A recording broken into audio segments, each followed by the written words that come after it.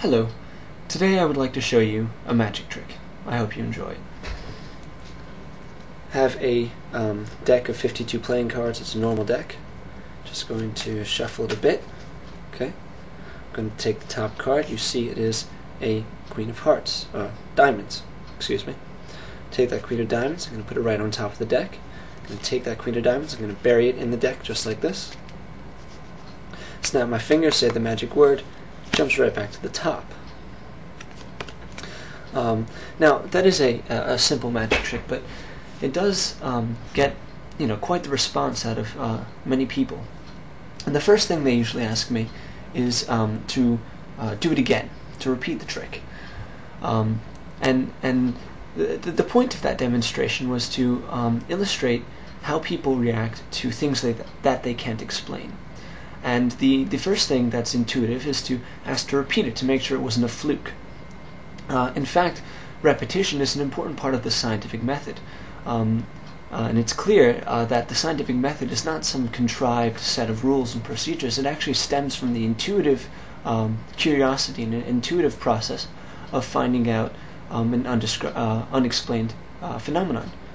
The second usual response is to ask if they could see the deck to make sure it's a normal 52 card deck with no repeats. And this is a manifestation of wanting to keep variables controlled and to have a controlled experiment.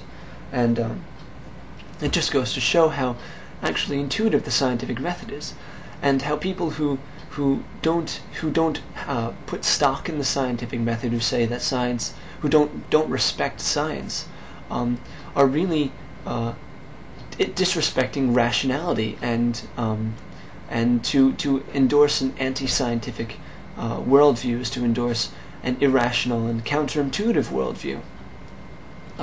Which is why I think people look at the quote-unquote miracles of Jesus Christ and characters like him and don't think anything further than miracles. I mean, Chris Angel nowadays walks on water. People don't go around calling him the Messiah. In the 80s, David Copperfield made the Statue of Liberty disappear. That's a feat much greater than making multiplying a few loaves and fishes. And yet they don't accrue followers because people know that it's illusion. People know that it's magic.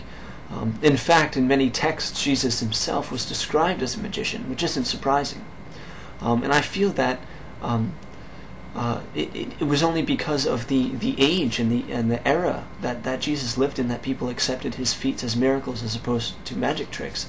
And I wouldn't be surprised if Jesus, an upright character, no doubt, might have used his skill, his charisma and his skill as a performer to help spread his message of goodwill.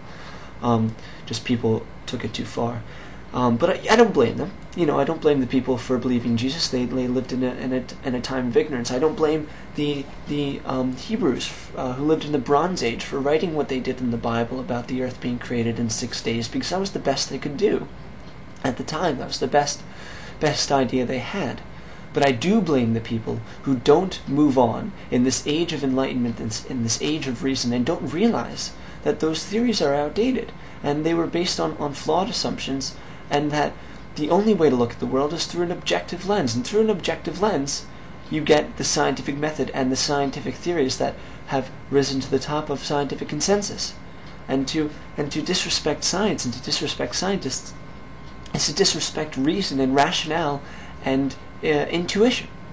And it's just a self-defeating and horribly, horribly dangerous and destructive philosophy. Blind faith, to go against reason on purpose, which is horribly destructive philosophy. And I still don't understand why people think it's a virtue. I made a video, the Blind Faith Challenge, asking anyone to, defend blind faith in a rational way. I still have gotten no responses. I'm looking forward to that. So I hope the demonstration helped with getting my point across, and I hope you enjoyed the little bit of magic. And hope to make a video soon. Talk to you later.